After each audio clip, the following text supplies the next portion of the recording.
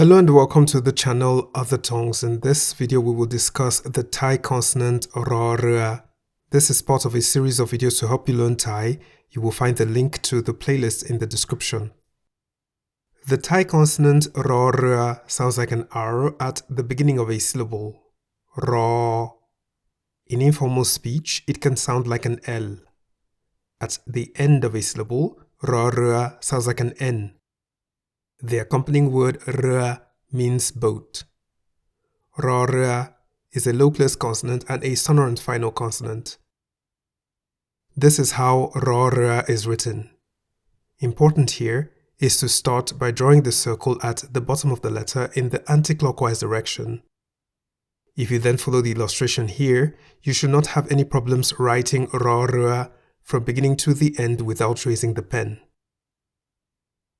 R looks like the Thai consonant Warwen, but Warwen does not have an arc at the top of the letter like R. An example of a word containing R is Ran in the high tone meaning shop. Why the high tone? Well, the single syllable in the word Ran begins with a low-place consonant R and has the tone mark Maito.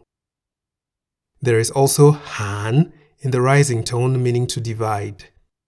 Note that R sounds like an N at the end of a syllable, so we say Han. Han is in the rising tone because the single syllable in the word Han is a live syllable because it ends with a sonorant final consonant R.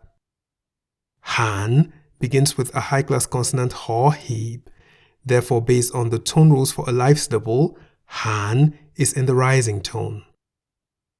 That is the Thai consonant R, which we can summarize as a consonant that sounds like an R at the beginning of a syllable. In informal speech, it sounds like an L at the beginning of a syllable.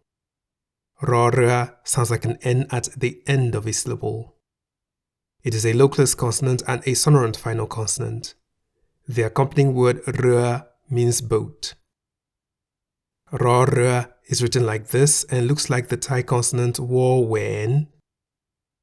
Examples of words containing R are Ran in the high tone meaning shop and Han in the rising tone meaning to divide.